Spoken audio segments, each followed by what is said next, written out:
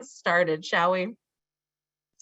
First, a little bit about us. College Foundation of North Carolina, we are proud to be a free resource for all students and families in North Carolina. We love our jobs, which is to help folks plan for college, apply to college, and of course, pay for college, which is what we're talking about today. If you haven't been on our website, cfnc.org, I highly recommend that you get on there and explore. We've got tons and tons of resources to help you all through this process. We also have resources in Spanish and English. That includes resources on our website and also resources through our Spanish services representatives who regularly offer sessions for educators and for students and families as well. So we've got lots in Spanish and English. And of course, we also have a telephone advice line. So you can call and get real-time advice on these aspects of paying, planning, applying for college. And of course, you have field representatives in every area code in North Carolina. So there's 9 of us. We've got several of us on the call today, as we talked about earlier. The 2 of us that are presenting today, one is going to be Tamika Ruffin. Tamika, do you want to pop on and say hello and introduce yourself? Sure. Good afternoon, everybody. Thank you for joining us again. I'm Tamika. I am one of the regional representatives for CFNC. I particularly cover the Charlotte and surrounding areas. So if you're from this area, welcome. Everyone else, welcome as well. But thank you for joining us this evening. Awesome. And Tamika is super, super knowledgeable about all things financial aid. She's very humble about it, but we're really excited that she could be on this event tonight because she has a wealth of knowledge. And you'll see my lovely picture right there. I am Devin McCarthy-James, and I am the 828 West Regional Representative. So I'm based in the Asheville area, and I cover everything all the way out to Cherokee County, so the far west of our great state. And just notice that we've got email addresses on here if you need to reach out, but in particular, we recommend that you follow us on social media. Tamika at CFNC and Devin at CFNC are our handles, but all of our reps have similar handles on Facebook and Instagram in exactly that format. So definitely you can follow us, but finding your regional representative right in your local area can also be really great as well. So first things first, before we dive into the financial aid offer letters, which of course we're going to talk about a lot today, the first thing is to understand your FAFSA results. And in order to do that, you need to have a basic understanding of a couple of foundational concepts, right? So the first is going to be cost of attendance of the colleges you've applied to and have been admitted to. Right? So every college is going to have a different breakdown, a different cost of attendance to look at. You can find this on the college's website. So if you haven't seen this, I highly recommend you start there so you know exactly what your budget is going to be.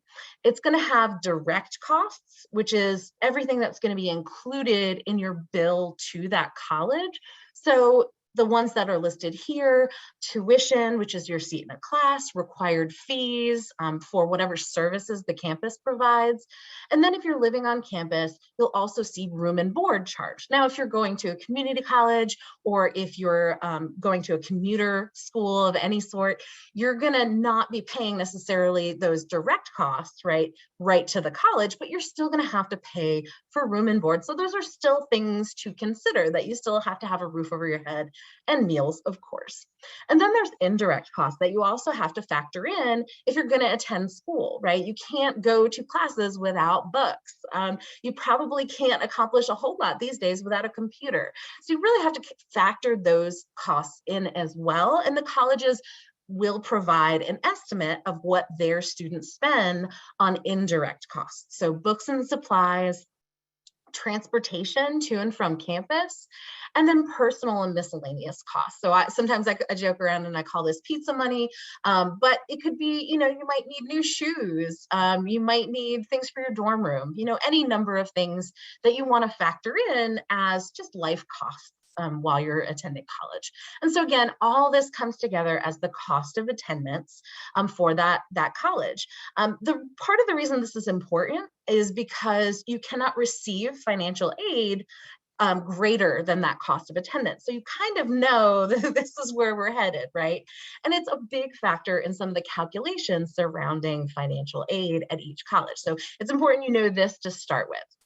So the student aid report is the next important thing that we want you to look at. If you haven't seen your student aid report, highly recommend that you go and find that.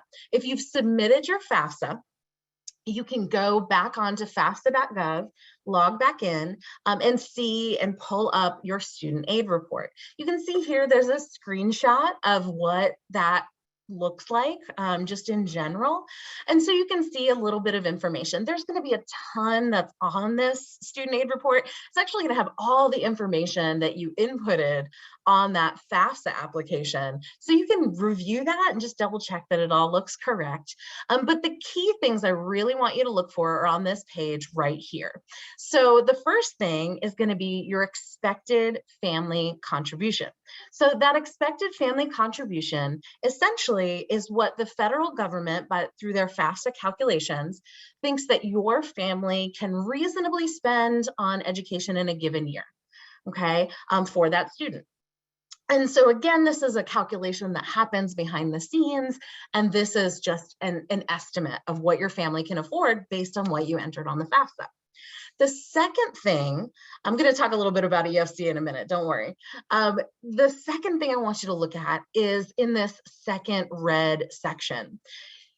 This student has been selected for something called verification. So that's something you really want to know if you've been selected for. And you can find this on that student aid report, or you might get a message from the college, an email, or in the portal. But this is often one of the first places students can find this information. And so I do recommend that you look at that to see if you've been selected. All right, so if you are selected for verification, it does not mean you did anything wrong. It just means that that college is the colleges that you applied to, or that specific college, if you get reached out to by a specific college, are going to need some documents that you would have used to fill out the FAFSA. So they're just verifying your information. About 30% or so of all FAFSAs are selected for verification each year. Many of them are random. It's sort of like the TSA. They do random checks to make sure the process is working and catching things, errors that people might make just, by accident, transposing numbers, things like that. The key here, though, is that you're going to want to act on this immediately as soon as you know you've been selected for verification, whether on the student aid report or by an email or some notification from the college. You want to call that college and act on it immediately and let them know that you've been selected for verification, and that you need to know where to turn in those documents, what documents they need and where you need to send them. Some colleges do this themselves in-house, and some colleges have outside providers to help them with this process. So just know that you want to do it quickly because the financial aid process is on hold until verification is satisfied. So you've submitted the FAFSA, but it's not actually going to go through the process for financial aid, packaging, receiving a financial aid offer until you've done this verification process if you're selected for it. This becomes key because we all know that some funds are first come, first serve. So we want you to handle it as soon as possible so you're in the running for as much possible funding as you could get. All right, so I promised I'd talk about the EFC a little bit more. So the EFC, that expected family contribution, is used in the calculation of how much a student might qualify for in need-based aid. So they take that cost of attendance that we talked about earlier, they subtract that EFC from your FAFSA, and then what's left over is what your financial need would be to attend that college. And financial aid offices are looking at that number and trying to find you as much funding up to that amount in need-based aid. Now, need-based aid is not the only kind of aid you could receive. You could also receive merit-based aid, but this is a really important start to understanding what you might receive in need-based aid, solely based on your family's finances. And this is another thing that we really wanted to make sure to mention. Not all conditions, not all things that could happen in a family's financial situations situation can be documented on the FAFSA. There might be high costs of medical expenses that you've incurred. That's not accounted for on the FAFSA. You might have a change in income, like job loss. There might be any number of things that could really impact your family's finances that aren't accounted for on the FAFSA. So don't despair though. We know this. Financial aid offices know this. So just call to that financial aid office of the college that you're planning to attend and just explain to them that situation. They may be able to offer you an appeal or what's called a professional judgment, where they kind of calculate your need by hand based on the circumstances that you're describing. The key here though is that you'll need to give a written explanation and provide third-party documentation. So for instance, if it's high medical expenses, hold on to those bills. If it's a loss of job, hold on to separation papers or unemployment documentation, because they'll need to keep that on file to show that they're doing what they need to do for you. So that would be my recommendation for that part of the process. All right, so the next step is understanding the financial aid offers themselves. What are you looking for once you get on that financial aid offer itself? All right, so the first thing, each college provides a financial aid offer based on their timeline. So that's why we said earlier, when some folks have already received financial aid letters, that's awesome. It's March 1st. So usually we start to see those letters come from the schools March or later. It's sort of based on the school's timeline for, when they've admitted students and then, taken those students to get packaged for financial aid, and also when you've submitted materials. So there's also an element of, did you submit in February or October? It just sort of depends when they also received your materials. You may receive this as a paper letter. Some colleges do still send out, snail mail, paper financial aid letters. More commonly these days, we see emails, and also there's college portals. So you're probably familiar by now. If you've applied to several colleges, you have a bunch of logins. And so my best recommendation would be to make sure you're checking all those channels of communication from your colleges, because there may be time-sensitive information in there. And I know you're eager to see any acceptances and, of course, financial aid offer letters that might come your way. When you do get that financial aid offer, we call it an offer because you do not need to take all that money. You could accept as much or as little of that financial aid that is offered. So keep that in mind, that nothing's set in stone. And also make sure to read all the details. We're going to talk about some of those details that you're going to look for, but just in general, read every bit of fine print on those letters and ask any questions of the financial aid office. That's why they're there. They really are there to help you figure all this out and make the best financial decisions for your family. So definitely do not hesitate to reach out. All right, so what might you see on your offer letter? What types of aid might you see? So there's different kinds of aid that are going to be presented on that offer letter, and it's all going to depend. Everybody's offer letter is going to look differently. It's sort of, it depends on your family's circumstances, financial circumstances. It depends on what you might have applied for, and not just need-based aid, but also merit-based aid. There's a whole lot that goes into this. So everybody's circumstances are different. So every letter is going to look a little different. But in terms of what you might see some gift aid on there, which we hope you see gift aid on there, because that's great. That's free money that you don't have to pay back. So you're going to look for the words scholarships and grants to know that is money you do not need to pay back. Then you might also see some self-help aid. Now we call this self-help aid because you're contributing in some way to this financial aid. So first, there's work study, which is a federal program where a student is offered a job on campus or connected with campus, for an hourly wage for a certain number of hours per week, just to get some money throughout the semester to bring down some of those indirect costs. Like maybe they can use that money to pay for, a new pair of shoes, things like that. And then you might also see loans. Now, of course, loans are not free money. They need to be paid back, which is why we call that self-help aid, because you may receive the aid up front, but of course, you'll have to pay that back eventually. And you might see on that offer, you might see aid from the federal government based on the FAFSA. You might see state-based aid, so North Carolina state-based scholarships and grants. Now that's based on the FAFSA and also the residency determination service forms. So those two things work in tandem to see if you qualify for any state-based aid.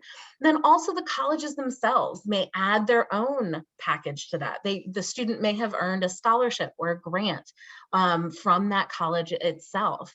And then if you've reported any outside scholarships, so if you applied for any scholarships at your high school, or a community organization, you'll need to report that to the financial aid offices, because you can't be awarded more financial aid than your cost of attendance, right? So they're going to make sure that you're staying within those guidelines, and you need to report that to them. If you reported it before you actually saw your letter, you'll see that actually listed on your letter, so you can kind of see the big picture. Now, a couple things we wanted to talk about. Loans, okay? So if you see loans on your letter, we wanted to make sure you know what you're looking at. So this is really key. There's two different kinds of federal direct student loans: unsubsidized and subsidized, okay? And so the big difference here, they're similar programs, they're both through the federal government, they both have the same interest rate, and they have a very good program for students set up. But the key difference is subsidized loans are need-based and thus accrue no interest to the student while they're in school. This is really important because if you see unsubsidized loans as well, those are not need-based, and thus interest on those loans begins immediately. So if you take out the same amount at the same time in subsidized and unsubsidized loans, over the course of the loan, the unsubsidized loan will be a little bit more expensive, right? Because that starts accruing interest immediately. So that's why we want you to know exactly the difference when you see those. You may see one, you may see both on your financial aid offer letter. So we want you to know exactly what you're looking at. And of course, borrow only what you need. And when you're considering maybe if you don't want to take the full amount of loans, I think it makes sense probably to look at the unsubsidized first to reduce, right? Because that's going to be the more expensive loan. And know that there are federal loan limits for dependent students. There's also limits for independent students, but most students do qualify as dependent students. And as you can see, there's limits to subsidized and unsubsidized types of loans. And then there's a total annual limit. And that goes up from first to second year, from second year to third year, and then it kind of stays the same that third and fourth year of college. Obviously, the federal government sort of sees students as a safer bet as they go through education, their education, and they're doing well in that context. All right, so finally, before we get to the main event where we show you some great examples of financial aid letters, let me just tell you what you're looking for. Okay, so first you want to see if you can find that cost of attendance and your EFC. Some letters may have your cost of attendance on there, but if you found it on the website, you can also just write that down, jot that down so you have it in your calculations. I always like to check for the EFC as well, just making sure it's correct, everything looks good, because that's a big factor in your calculations, right? Then you're going to look for the itemized list of aid offered. Again, pay very careful attention to the different kinds of aid and whether or not that money will need to be paid off or not, or whether you'll need to work for that money, as in the case of work studies. So just make sure you know exactly what you're getting, exactly what that offer contains. Also, make sure you look at any disclaimers, that fine print. For instance, that aid offer can change based on new information.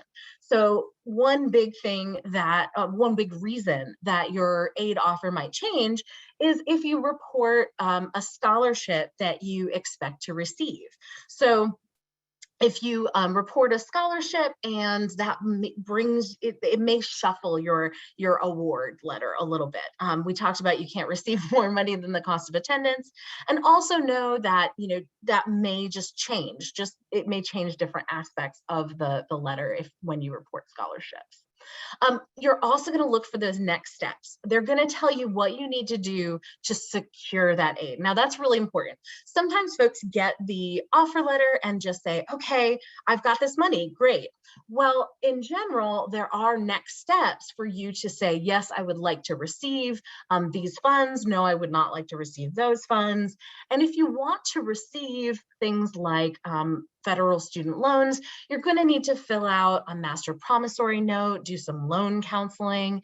If you want to do work study and you've been offered work study, there's likely going to be a form you're going to want to fill out as soon as possible for the college so that they can help designate what job you're going to have, right? So if it's really important you have a specific kind of job, they probably have a form where you can fill that out, and getting that in soon as possible is good. And then also, if parents want to take a Parent Plus loan, they would need to fill out a separate application, things like that. So look out for all those action steps depending on what you see on that offer. And then, of course, any terms and conditions that apply to your financial aid offer. So one of the big things to look for is, what does that college say is satisfactory academic progress in order to keep renewable awards? So if those funds are renewable, like meaning you can receive them for each year you're at that college, what are the terms? Usually that has to do with the number of credits that you're taking each semester and also your GPA that you're keeping. So what does that say on that letter you have to make sure you're doing in order to continue to receive that funding? All right, and at this point, I'm going to pass over the baton to my colleague, Tamika Ruffin. She is going to show you some good stuff about financial aid offer letters. Thank you, Tamika. Thank you, Devin. That was great. I hope most of you at least kind of listened to some of the things she was saying about the award letters and kind of what to expect from here. And now what we're going to do though is give you some visual, because I'm kind of a visual learner. So I like to see, like, kind of show me what you're talking about. So this is kind of, we're going to show you a couple of examples of award letters. It's going to be different depending on the school. Different colleges, their letters are going to look different. As Devin mentioned before, some of them may be in letter form, but primarily most of them are going to be online through their portal, their online portal. I'm going to show you though a paper example because it has all the information on one page. When you're on the online portal, sometimes you have to scroll down to see some of this information I'm going to show you to look for. So just kind of know that yours will look very similar to this, and the words will probably be either something that you'll scroll down to or go on to the next page. So what I want you to pay attention to once you get the offer. So again, remember, this is completely normal if you have not gotten an offer right now, right? So at this time, most students who are seniors, they're getting offers from colleges, they are just starting right now. They will come sometime during this month at the earliest. There are some people I know that said they received some already, but most of them are going to come sometime this month. So you're not behind on that. If you turn in all your verification documents, if you turn in everything that you need, then the next thing you can expect is an offer. What I do want you to do though is be sure that you are checking your email. So whatever email that you put on your admissions application specifically, or checking your portal on a regular basis, that's when they're going to let you know that your offer is out there to view. So the only way that you're going to know it's there is they're probably going to send you an email notification and say that your offer is either out there, or you'll just need to keep checking the portal under the financial aid section to see if it's there. But when you check it, it's going to look very similar to this, right? So something that Devin talked about before is that she mentioned that you'll get, when you filled out the FAFSA, it gave you an expected family contribution. To you, it probably didn't mean a whole lot because it's really nothing that you have to pay. I know most people, when they see the number, they kind of get really kind of freaked out because they think that it's something that they actually have to write a bill, a kind of a payment for. But what this number is used for is by financial aid offices, for one, to determine what your family's financial need is, and they're also using it for certain grant programs. So there are certain grant programs that have EFC limitations. So for instance, with the Pell Grant, most people have heard of the Pell Grant. If you've heard anything about the FAFSA, if people don't know anything else, they know about the Pell Grant. But the Pell Grant is one of the more popular, well-known grants that are offered to students through this process, but it does have an EFC limit. So most students who actually receive the Pell Grant, usually their EFC is less than about $6,400, right? It's usually around less than that. So I'm letting you know that because the Pell Grant is just one of the things that you've applied for through this process. You're also applying for several other federal grants. You're applying for your state's grants, and then you're also applying for grants and scholarships directly through that school. So I don't want you to get discouraged if you feel like, oh, I didn't get the Pell Grant. Pell Grant is not the only option that you're going to be offered through this process, but it is one of the things that they use this expected family contribution for. So that's why it's so important. You also want to make sure that you remember what it is. And some of the schools will remind you so that you don't come to them and ask them, why didn't I get certain funds? They'll usually put it on the offer letter and they'll say, this is what your expected family contribution is. And then they'll start giving you the offer. You can see, for example, when I was talking about this student did not get the Pell Grant, which is what most students kind of hear about again, but they did receive other grant and scholarship offers from this particular college. So there will be other things that you could possibly be offered through the process. The main words I want you to pay attention to are the words, of course, that say scholarship, because that's money. You know that that's free money. That's money you don't have to pay back. I also want you to look for the grant words because that's free money. That's money that you do not have to repay. I do want you to pay attention to when it says loan, though. Those are going to be words that I want you to kind of pause with, right? Because most of the colleges are going to tell you how much you've been offered and if you're going to get any type of scholarship or grant money. But then they're also going to say that you've been offered a loan. A loan is not a bad thing if you use it responsibly to be able to help pay a bill for college. You're kind of investing into yourself. But if you're not sure if you want to take out a loan, because loans do have to be repaid. Usually you kind of start repayment for student loans at least 6 months after you graduate from college or 6 months after you're no longer enrolled. So they're letting this student know we're offering you some grant money, we're offering some scholarship money, and then we're also offering you the opportunity to borrow money, right? To be able to help you finish this process. So you just want to pay attention to those key words. Most of the schools are going to break it down to you by fall and spring. So this can kind of help the parents who are already stressing out a little bit about, how much it costs to go to that particular college for the year. You can kind of breathe a little bit because colleges are going to bill you by semester. So whatever it costs to go there for the year, they're going to divide that in half. So you will get a bill for the fall and you'll get a bill for the spring. Of course, your first bill is probably not going to come around until a little bit later on in the summer, and it'll be due prior to classes starting in the fall. And then the second semester will be billed to you probably around November or December. So that kind of eases you a little bit about kind of worrying about if you need to get that total $20,000 or $25,000, whatever it costs to go to that school for a year, if you need to get that right away. They're going to split it up and bill you by semester. So you'll see they're letting the student know how much they're going to get for the fall, how much they're going to get for the spring. So you just kind of pay attention to that. It's just going to be even for both semesters. So whatever you were offered for the year, they're just splitting that in half. The other thing I want you to pay attention to is that some of the schools are pretty good about putting on there what the average costs are for tuition and fees and room and meals, right? Those are the things, as Devin mentioned before, are going to be your primary focus because that's what you're going to get a bill for. When the college sends you a bill, it's going to be for your tuition and fees and for your room and meal. And you want to be sure that you are clear on what those are because that's what you're trying to make sure you have enough money to cover. If you're going to the community college, you want to just make sure you have enough to cover your tuition and fees, right? So on this particular school, they've given let the student know that they're able to see how much they have for their tuition and fees and their room and meals. And then they're telling them the total amount that costs, right? For their tuition fees and room and bills and their room and board, because that's a priority. And then you just remember how much you've been offered in financial aid for that semester, right? So they said for a semester to be able to live and eat there, this is how much it costs. This is how much you were offered for a semester. You're trying to see if that's enough to cover what you need for that semester. You also want to keep in mind, though, they are taking into account that you're going to accept every single thing that they've offered you in order to be able to cover this balance, right? We remember when I said that you want to be sure, like, do I want to take out these loans? Is that something that I want to do? Because that's a part of what they're including to kind of cover your balance to be able to come there. So just kind of pause and make sure you're clear about that. One of the things they're also going to do for some of you, one of the things that you're offered through this process is federal work study. We don't talk about that one a whole lot because not all students are offered work study. When you get your offer letter, you may have the grants on there, you may have scholarships on there, you may have loans on there, but you also may have work study. And work study is basically like a part-time job. So basically the school is giving you an opportunity to have a part-time job while you're in college.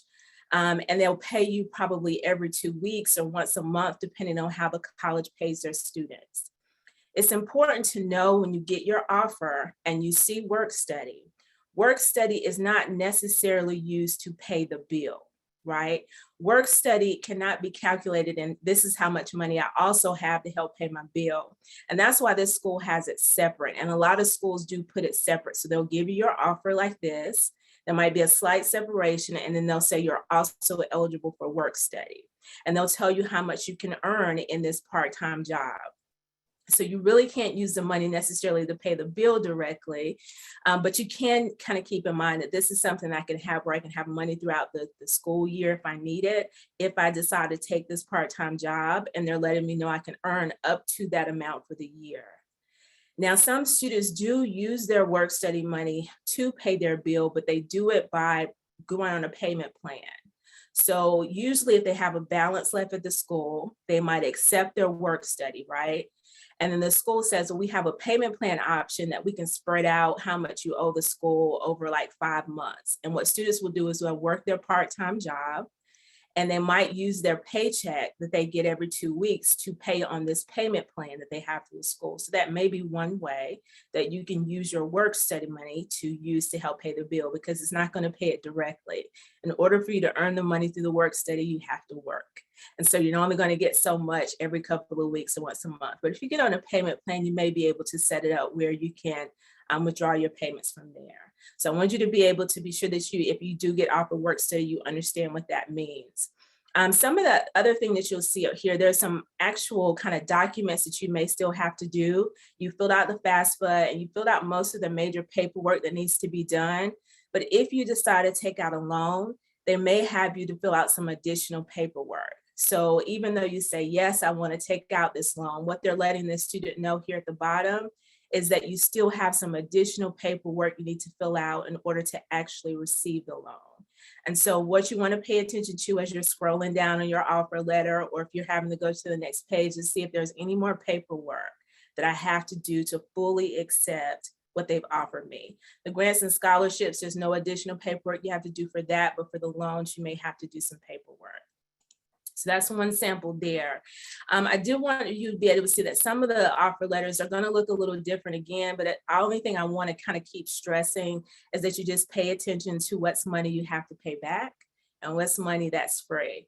And so this offer letter from a school is a little bit different. This school costs a little bit more than the other school. So you can see how much it costs for the year to go to this particular school.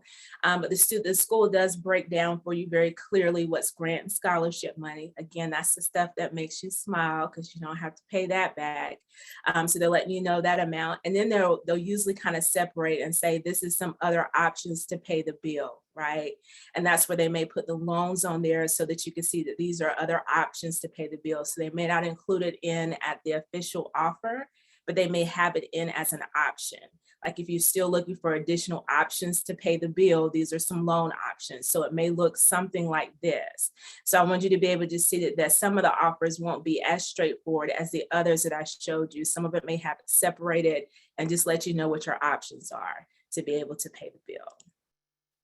This is one that is kind of an electronic offer, but I wanted to show you this because we're just talking and assuming that everybody that fills out the FAFSA is going to be offered grants and scholarships, and that's not always the case.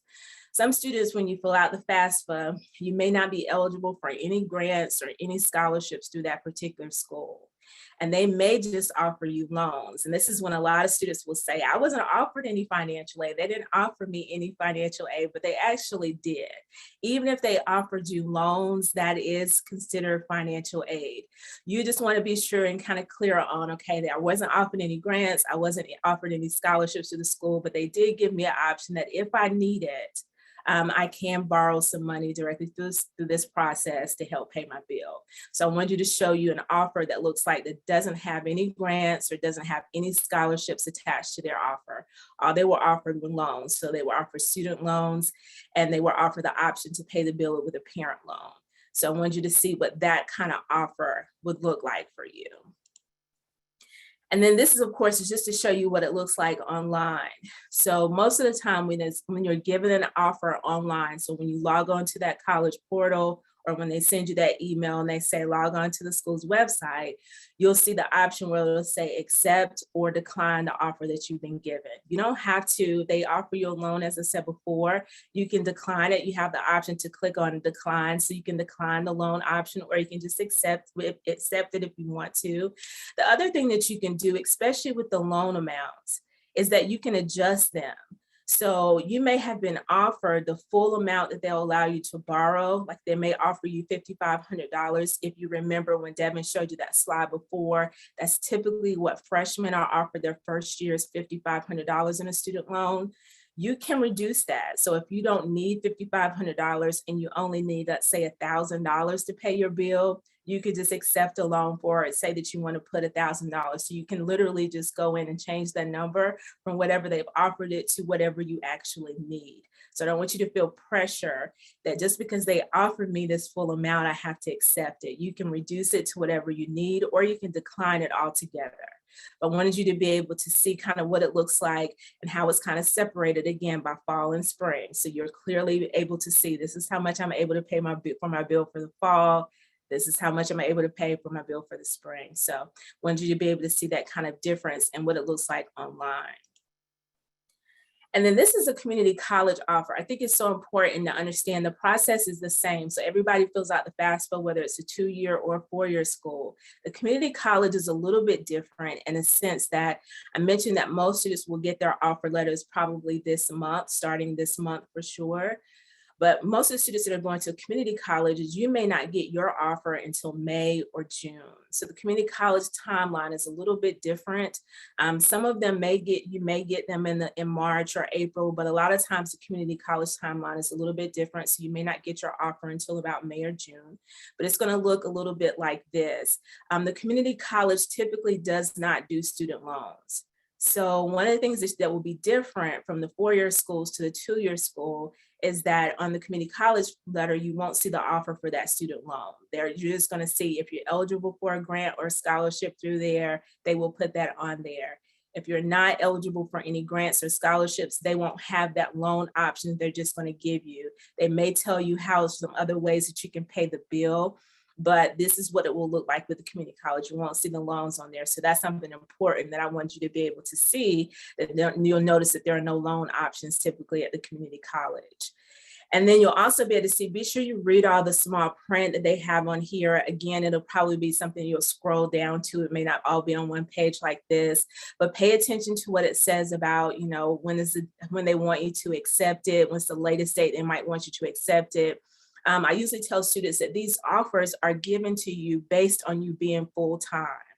So if your goal is that maybe I'm not going to be a full-time student for the fall, maybe I'm going to work and be a part-time student, your offer may change from the community college because the money that they're offering you is to be a full-time student. And they can possibly adjust it if when you register for classes, you're only part-time or 3/4 time, but you're not a full-time student. So that's what some of this wording is letting you know, that if you fall below a certain amount of hours, this award may change. Something else that Devin mentioned earlier is I want you to be sure that if they have their academic progress on there, definitely read it. It's called SAP, but it really means the satisfactory academic progress. It just means that, yes, they are offering you money to come to their school, but you have to maintain a certain GPA. So every student that receives any type of money they're offered from a school, there is going to be a minimum GPA you have to keep. There's also going to be a minimum amount of hours you have to be enrolled. And so for most students, they're just letting students know here that most students, they're typically going to be between a 2.0 to a 2.5. It sounds pretty low. I know some of you are like, well, no, I definitely won't have to worry about that. But when you get in college, it's a little bit different. You might have a little bit more freedom than you had before. And so you might be worried about your GPA some semesters, but I do want you to be sure that you are clear on what is the absolute lowest. If my GPA falls to this, I'm going to lose my financial aid. That also is something I want to make sure that when you're reading this, if you decide that you're going to register for certain classes, and let's say the class that you register for is hard, like it's too hard and you feel like you want to change and get another class instead. Anytime that you make changes to what you are registered for at a college, be sure that you check with the financial aid office first.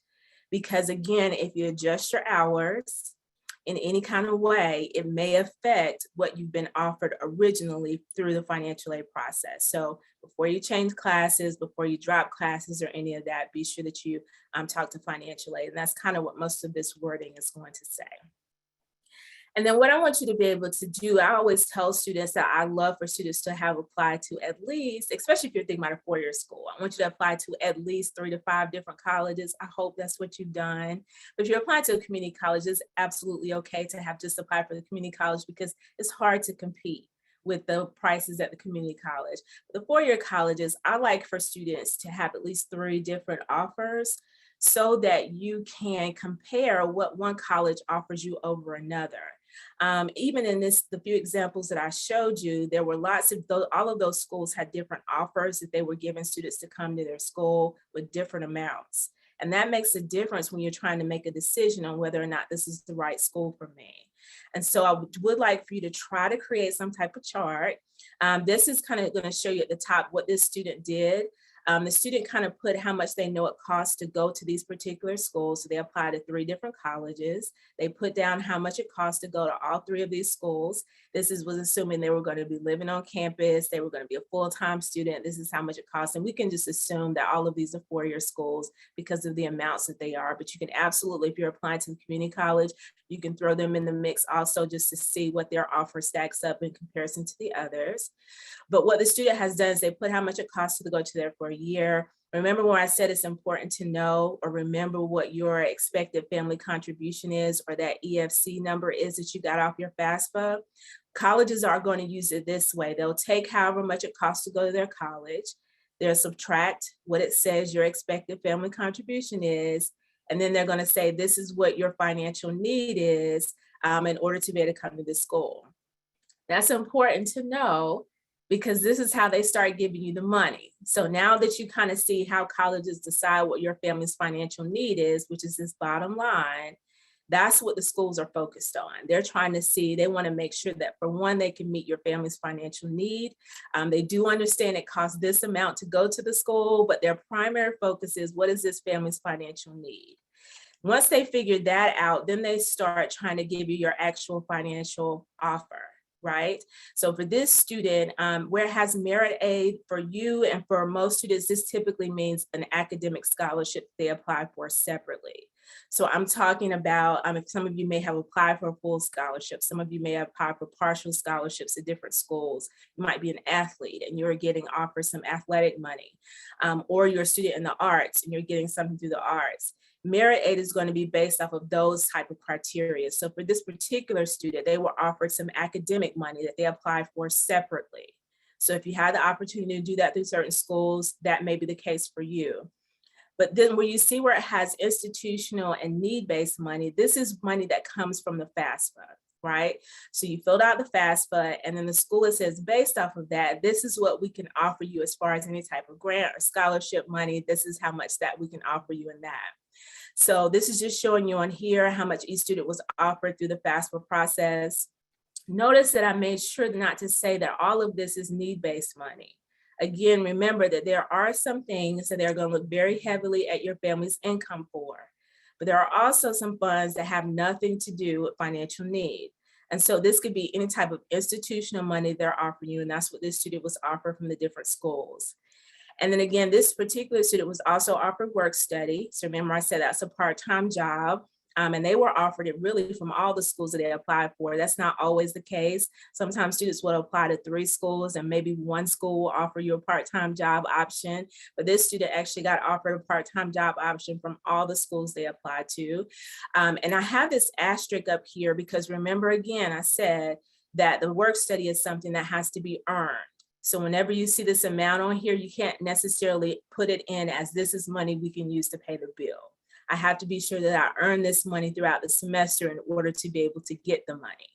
But the part-time job will be an option. And then remember, we were talking about everybody, especially at the four-year schools, you're going to get that student loan option. So they're just letting the student, this is how much they can borrow through the student loan process.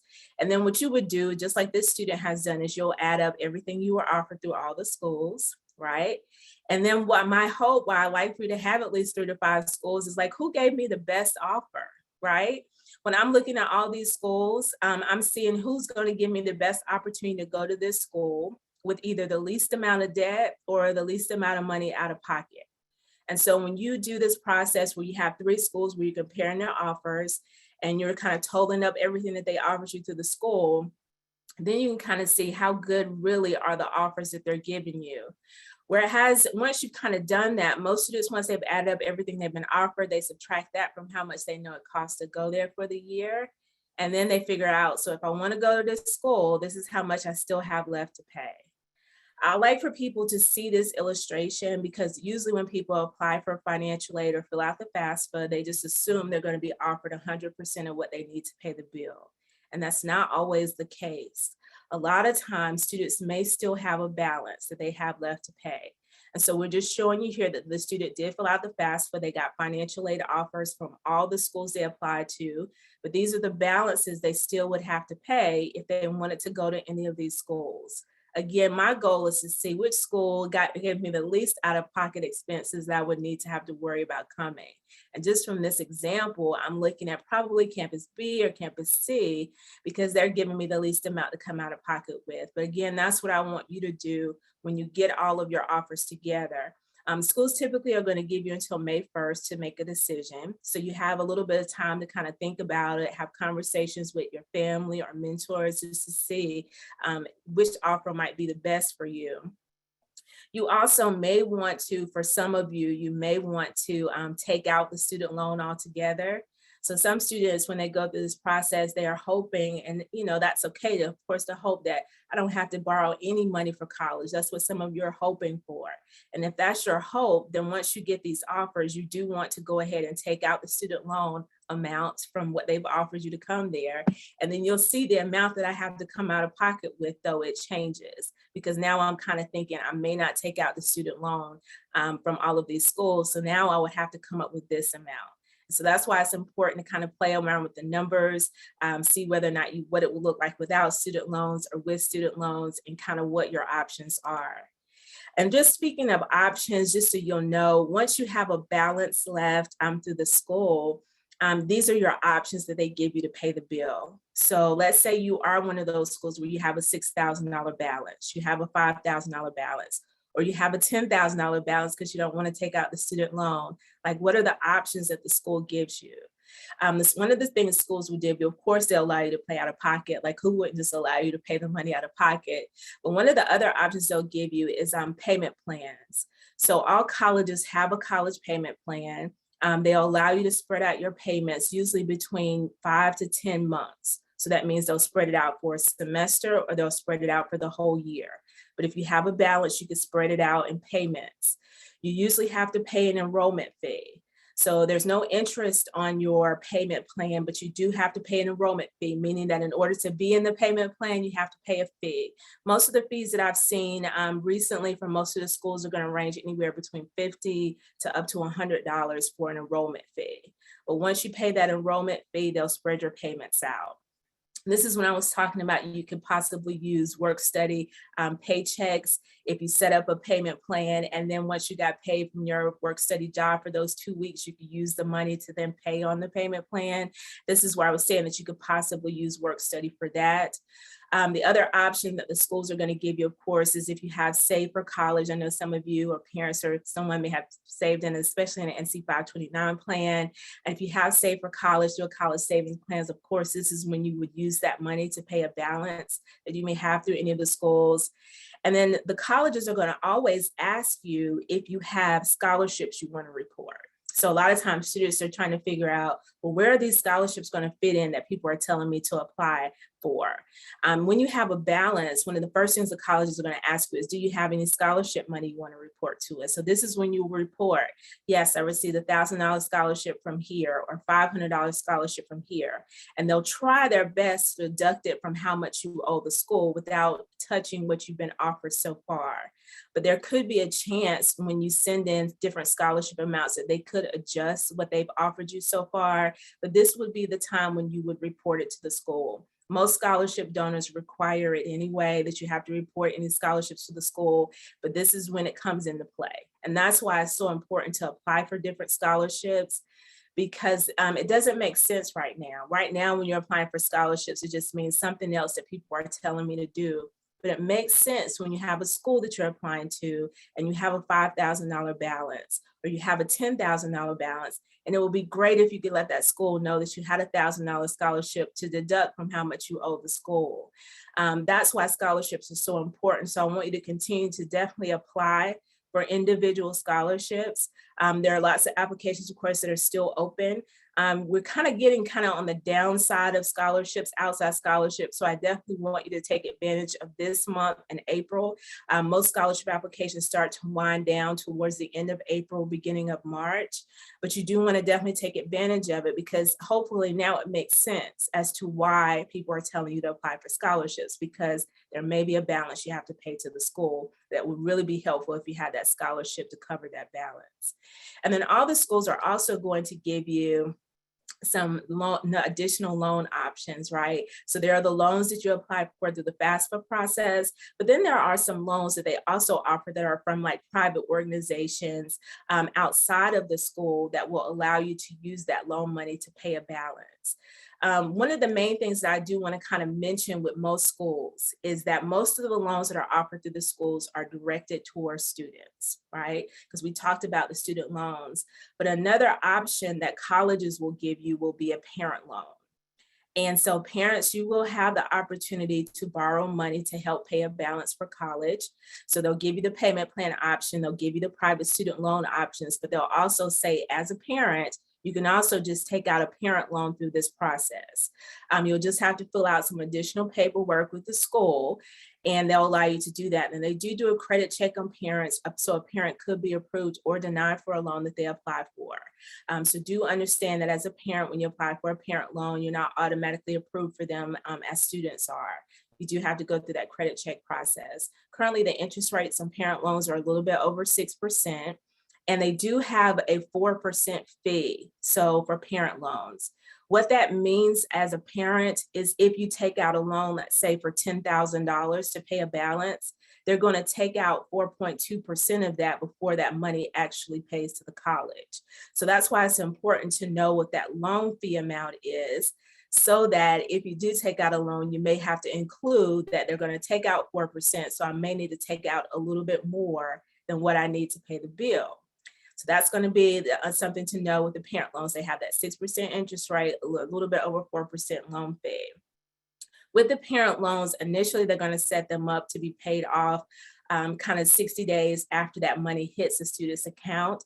But you can always contact them. They'll have a number, and you can contact them to say, I would actually like to stop my payments on a parent loan until my student finishes college. And as long as they're enrolled at least part-time, they will stop parent loan payments.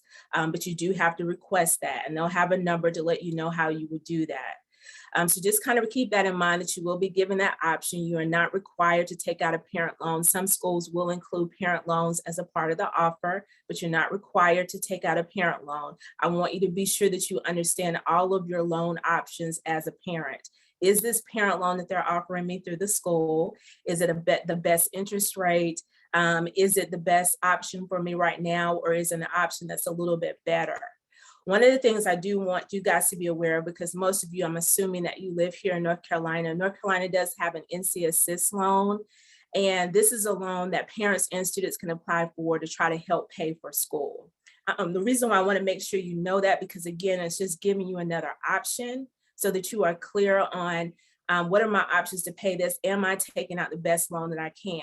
We do have this chart to kind of show you why we kind of push this NC Assist loan so much, because we're talking about some of the interest rates are better than the loans that are offered to you through the school. For example, I told you that the student loan, the parent loan was a little bit over 6%.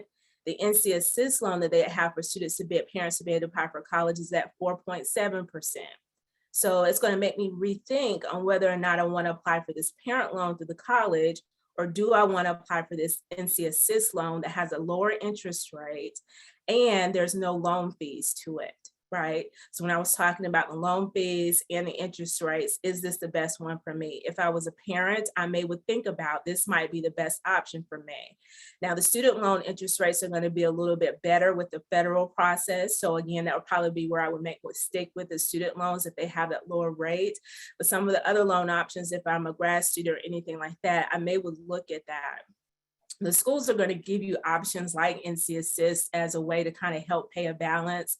Most people don't look at them because they kind of just look at whatever was offered through that offer letter. But I do want you to do your research when it comes to, is this the best loan option for me?